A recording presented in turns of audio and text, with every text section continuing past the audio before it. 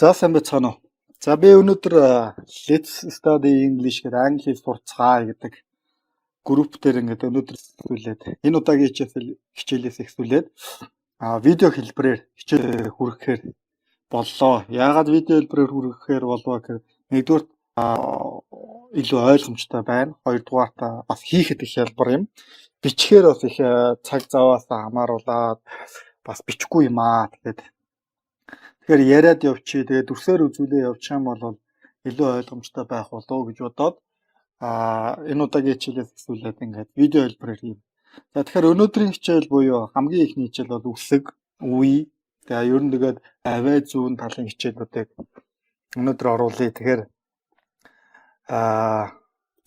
англи хэл маань бол бид нар бол угаасаа бүгдээрээ мэднэ 26 үсэгтэй. 26 үсгийн 6 нь их шиг 20 гүйвлэгч байдаг. За энэ 26 үсэг маань өөрөө 45 авиа болж уншигддаг. За тэгэхээр яадаг вэ гэхээр ингээд зарим үгнүүд ингээд их шүүдж ингээд битүү, задгаа, урт, богино энэ тэнд орохоор янз бүр болж уншигдаад. Эсвэл өөр гүйвлэгч нар зарим гүйвлэгч нь уншигдаад, зарим нь уншигддгүй ч гэдэг юм ингээд янз бүр байдаг нь үүнтэй холбоотой. Тэгэхээр ингээд 45 авиа байдаг. За тэгэхээр их шигт бол богино их шиг, урт их шиг, хос их шиг гэдэг ингээд богино нь 7 авиатай, урт нь 5 авиатай, хос их шиг нь бол 9 авиатай байдаг. За энэ дээр бол бид нэр их шгүүдийнхаа авиануудыг ингээд дөрвөлж байгаа хаалтан дотроо бол ингээд хийж. За гүйвлэгч маань бол дуутай болон дуугүй гэсэн хоёр хувааж авиад хуваагддаг бол энэ дуутай нь 15 авиа, дуугүй 9 авиа байдаг. За тэгэхээр эдгээрийг бол бид нар авиа зүй ямар хэрэгтэй вэ гэхээр бид нар хэдий өнөөдөр Монгол эх орондоо байхдаа зөвч бай, буруу ч уншсан бид нар хоорондоо ойлголцдог. Харин бидний ярьж байгаа авиаг эсвэл гадаад хүмүүсийн энэ англиар ярьж байгаа үгийг бид нар ялгаж сонсож чаддаггүй. Эсвэл бидний хийснийг тэд нар ойлгодгүй шалтгаан нь бид нар үгээ буруу хэлдэгтэй л ерөнхийдөө бол холбоотой. Тэгэхээр энийг арилгахын тулд бид нар энэ авиа зүй гэдэг энэ хичээлийг бол зайлшгүй мэдэх хэрэгтэй. За тэгэхээр энэ 45 авиаг яах вэ гэхээр ерөнхийдөө л зэжлэхэд болоо. Хаана орохоор яаж уншдаггүй, хаана орохоор яаж. Тэгэхээр бид нар бол ерөнхийдөө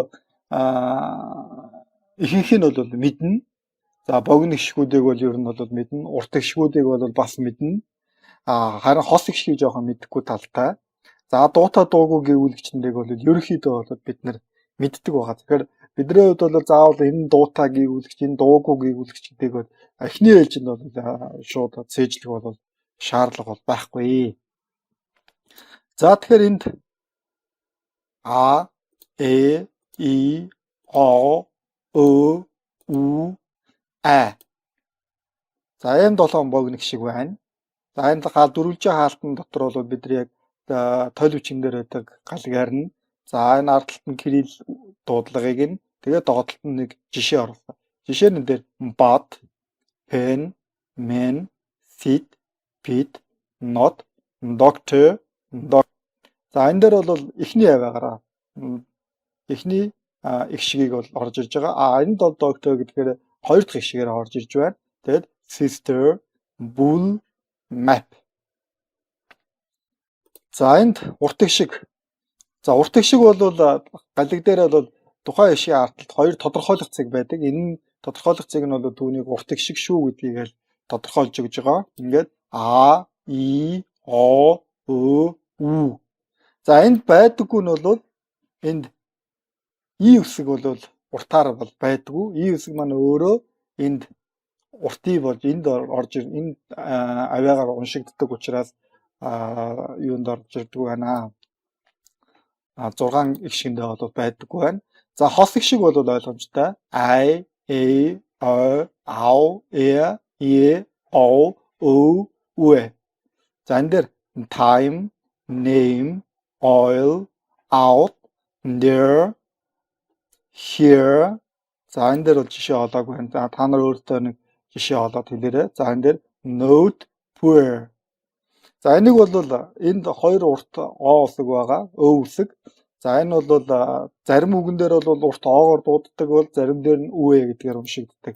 За энэ бол тухайн үгнээсээ хамааруулаад янз бүр байдаг байгаа. За энэ дээр B, V, за W буюу хуцдаг V, G, D, за хилээ аздаг D гэдэг. Энийг бол бид нар хэлэхдээ хилнийхээ үзүүрийг хоёр шүднийхээ үүдэн шүднийхээ завхаар хавчуулж агаар D үсгийг хэлэхэд л болно. За G, 2G, за Z, L, M, N, за инг гэдэг. Инг гэдэг нь ямар учиртай вэ гэхээр N үсгийн араас G үсэг орсон үед энийг бол хэрэглэнэ. Дангаараа N байгаа тохиолдолд бол энэ авиагаар уншина. За тэгээд R, E, yes. За эндээс body, view, what, go. За энэ дээр бол door. Энэ дээр бол хоёр R үсгийг урт оогоор уншсан байна. Энэ дээр л үегээр. Энэ дээр иймэрхүү ялгаанууд бол бас дөрмийн бус үгнээс хамааруулаад энэ дөрмийн бус юмнууд байгаа шүү. За энэ дээр there, Jack, please, zoo, leg, moon. За name, morning, red, yes. Цочмог гэж байгаа учраас бид нэр уртлын y үсгийг бол маш огцом хэлнэ. За энэ дээр за дараа нь дуугүй гээгүүлэгч нь болохоор гээгүүлэгч авиа нь бол K, P, S, T. За хилээ аздаг T гэж T. Өөрөөр хэлбэл бид нар энд бол D-г хэлдэг гэсэн бол одоо энэ зүгээр T үсгийг хэлэх л болно. F гэдэг. За ингээ үүдэн шүдний F, за H, хоёр H үсэг. За тэгээд Ch, иш. За энэ дээр жишээнүүд нь keep, pen, sun, tow, this, for, Hong Kong, he, chalk, show. За иймэрхүү байдлаар ингээд гарч ирнэ. За авиануудаа бол бид нар ингээд зөв уншиж сурах юм. Бид нар зөв уншиж сурах юм бол бид нар зөв үгээ зөв хэлж сурна. Зөв хэлж сурах юм бол бид нар хүнд өөрийнхөө үгийг ойлгуулж сурна. Бас хүний хэлсэн үгийг шууд ойлгож сонсох.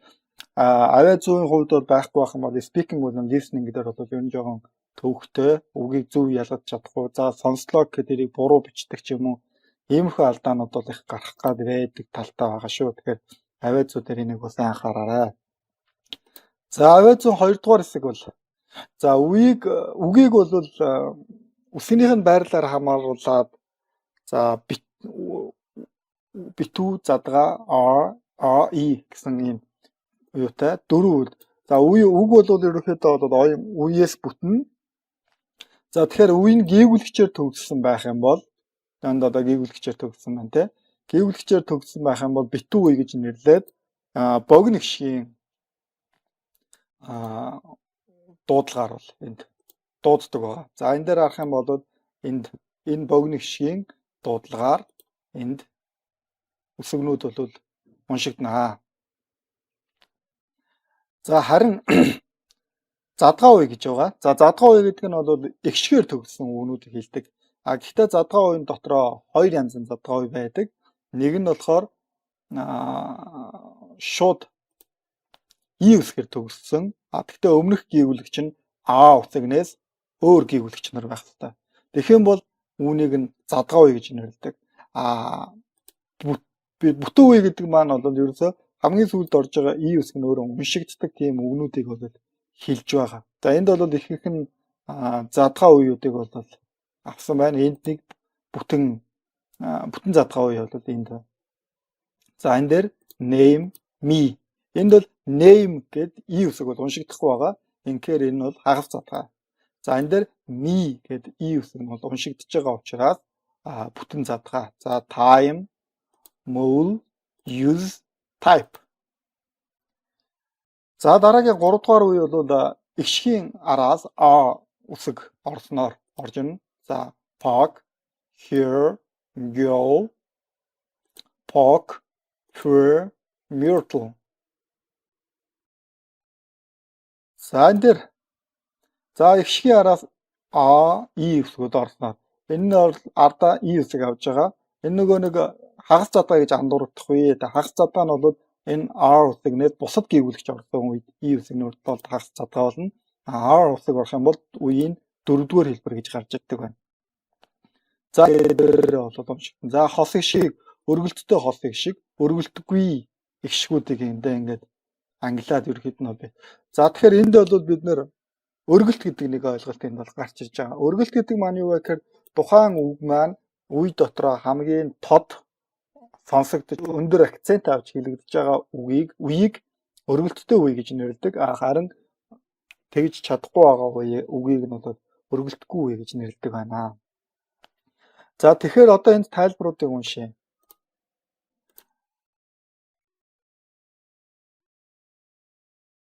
За үгийг бол ерөнхийдөө нэг үетэй, хоёр үетэй, гурван үетэй, олон үетэй гэж ерөнхийдөө ангилдаг. За тэгэхээр нэг үетэй үг бол бидний мэдэх юм жишээнүүд дээр аягүй их гарсан but, man, pod, sit гэсэн үгнүүд. За энэ нэг үетэй үгнүүд за хоёр үетэй үг гэдэг маань бол ерөнхийдөө хоёр үед хуваагдана, гурван үетэй үг нь гурван үед хуваагдана. За олон үед гэдэг нь бол дөрв буюу түүнээс дээш үетэй үгнүүдийг бол олон үеийн үг гэж нэрлэдэг. За тэгэнгүүт өргөлттэй үеийг яаж олох вэ гэхээр 1, 2, 3 үетэй үгний хувьд бол эхний үе нь өргөлттэй үе байдаг. Эхний үе нь өргөлттэй үе. Өөрөөр хэлбэл бид нар тэр үгийг энэ өргөлттэй үеэр уншина гэсэн. За тэгвэл хэрвээ хос их шиг биш, богино их шиг байвал өргөлттэй үеийг дандаа битүү үеэр уншдаг. Битүү үеэр. За энэ дээр father, but, family гэдэг дандаа энэ A-үсгийн энэгээр орж иж байна. Family гэдэг. За father, but гэдэг. За түрүүн жоохон буруу уншсан байна. Уучлаарай. За харин олон үетэй үгийн үед сүүлээсээ 3 дахь үе нь өргөлттэй үе байдаг. Энэ дээр 1, 2, 3 гэхээр co гэдэг нь бол CO гэдэг энэ 2 дугаар үе бол өргөлттэй үе. Өргөлттэй үе мэдээж хэдийн энд ихшгээр төгссөн бүтэн задгай үеэр уншигдах ёстой боловч өргөлттэй үе маань өөрөө битүү үеэр уншигддаг. Инхээр энэ нь co гэж байна. За тэгэхээр олон үетэй үгэнд бас өөр үеуд байдаг. Энэ байдаг учраас энийг дэд өргөлт гэж бас нэг ойлголт бол энд байдаг. За тэгэхээр дэд өргөлт нь бол энд ихэвчлэн одоо үгний 1 юм уу 2 дугаар үе дээр байдаг. За энд би одоо economic гэдэг үгээ бол авсан байна. Тэгээ энэний за бүтэн үе нь бол энд байна. За нэг иймэрхүү байдалтай. За И үсэг нь 1-р үе учраас дэд өргөлт. За co нь өөрөө сүүлээс 3 дугаар үе учраас задгаа бүтэн гол өргөлт болж хуурна. За тэгэхээр энийг уншихдаа И дэд өргөлтөд хагас жоохон тод хэлнэ. Бүтэн үндсэн өргөлт бол илүү тод хэлээд бусад үеүүдийн бол энгийнээр уншина. За тэгэхээр уншихдаа economy гэж уншина. Economy. За тэгэхээр өргөлтийг бид нар яаж олж мэдэх вэ гэхээр өргөлт бол ерөнхийдөө дээрээ тусалтай байх юм бол дөрвөлжин алтны дээр тусалцтай байх юм бол энийг бол үндсэн үе гэж нэрлэдэг. Тэгэхээр тухайн үеийнхээ урт талд нь тэмдэглэдэг. Харин доороо тусалтай байх юм бол энийг дэд өргөлт гэж нэрлэдэг. Тэгээ бид нар бол ерөнхийдөө өргөлт нь хаана байна, үгээ хаана бичсэн байна гэдгээс хамааруулаад өргөлтөө уншлага зөв аваад явах нь. За энэ шараар тэмдэглэсэн байгаа нөгөө уртаг шиг маань дээр нэхээрээ янз бүрээр уншигддаг шүү дээ тий. За тэгэхээр тэрийг энэ дээр бол би энэ дээр илүү анхаараа гэдгийг утгаараа бол энд оруулчаад байгаа юм. За энд болохоор хос их шгүүд өргөлтгүй үед нэг бол нэг бол if гэхээр уншигддаг байна.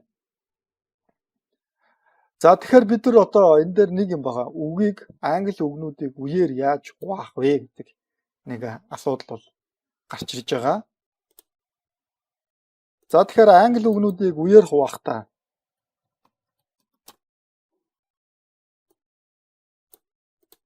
за нэгдүгээрт хоёр гэгүүлэгч орсон байх юм бол хоёр гэгүүлэгчийн голоор нь хуваана. Хоёр гэгүүлэгчийн голоор нь хуваана. За дараа нь хэрвээ нэг гэгүүлэгч байх юм бол нэг гэвүүлэгч байх юм бол за тухайн үг маань өөрөө эхний үг маань өргөлттэй үе маань уртаар дуудах нь уу, богиноор дуудах нь уу гэдгээс хамааруулаад бас хувирна. Хэрвээ уртаар дуудагдах юм бол гэвүүлэгчийн урдуур үеийг хуваана. Хэрвээ богиноор унших юм бол гэвүүлэгчийн ардуур. За тэгэхээр бид нар энийг яаж үеэр хуваах вэ гэхээр бид нар галгаа харах үед толь бичигнээс ч юм уу тий галгаа харах үед тухайн энэ их шиг маань энэ дээр хэрвээ ингээд тавьдсан байх юм бол уртаар дуудах юм байна гэж бодоод бид нэр үе хаагура гэвлэгч ардуруу гэдгийг нь бол ялгаа явуулна. За дараагийнх нь бол префикс угтур уг, язгуур уг, дагуур уг гэд байдаг үгний угтур, язгуур, дагуур гэд. За түүгээр хуваагдана. За ан happy гэдэг үг маань бол жаргалтай, азтай, жаргалтай гэсэн үг. Тэгээд ан гэчгээр жаргалгүй буюу зовлонтой ч гэх юм уу, ад жаргалтай байдаггүй утгатай болоод хуурчдаг. Тэнгүүд энэ ан гэдэг угтураараа бид нар үе хуваагаад авчихна. За тэгээд дараагийнх нь бол MNP гэдэг үсгнүүд нь BVP-гийн дараа орох юм бол MNL үсгнүүд нь BVP гэдэг ерөнхийдөө гэвлэгчүүдийн дараа орсон байх юм бол сүүлийн 3 үеийг бол 1 үе гэж авдаг. За жишээ нь энэ дээр байна. Энэ дээр болонгууд ингээд 1 үе болоод хуваагдчихна. Өөрөөр хэлбэл 2 гэвлэгчийн дундуур биш, харин урдуур нь авч байгааг сайн анзаараа. За ерөнхийдөө үеийг бол ингээд ийм л 5 янзаар үеийг бол хуваахна. За энийг илүү ойлгомжтой болгохын тулд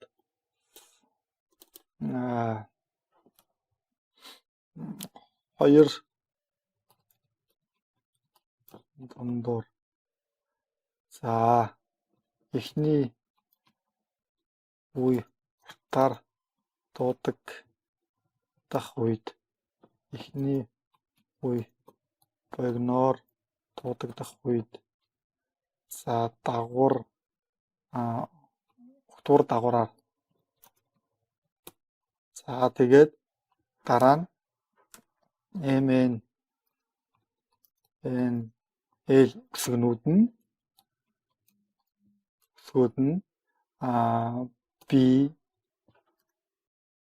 BVP зэрэг гэвүүлэгчийн дараа орох үед. За иймэрхүү үед бол ингэж үеүүдийг бол хуваах нь байна.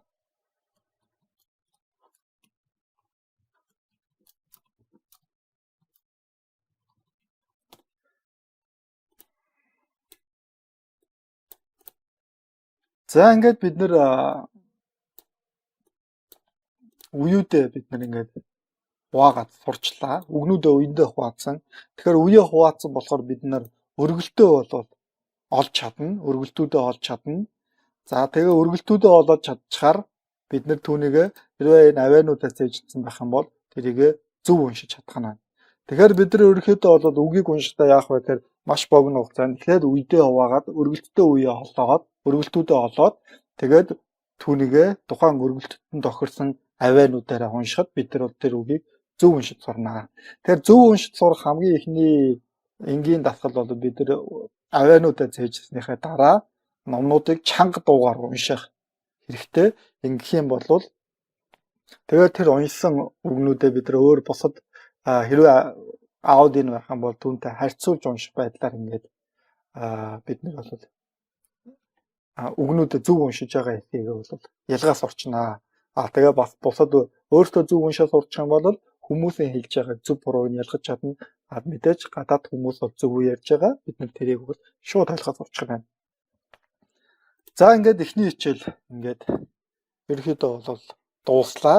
За тэгэхээр бид нар цаашдаа одоо ингээд англи хэлний дүрмүүдийг анх шатнаас нь ахуулаад бүр зөв уншихаас нь ахуулаад TOEFL хүртэл одоо өгүүлбэр бичгийн англи хэлийг бол нэлээд гайгүй болтох хүртэл бид өдөр болгон нэг дүрм өдөр болгон эсвэл нэг 2 хоногт нэг удаа нэг дүрмүүдийг оруулнаа.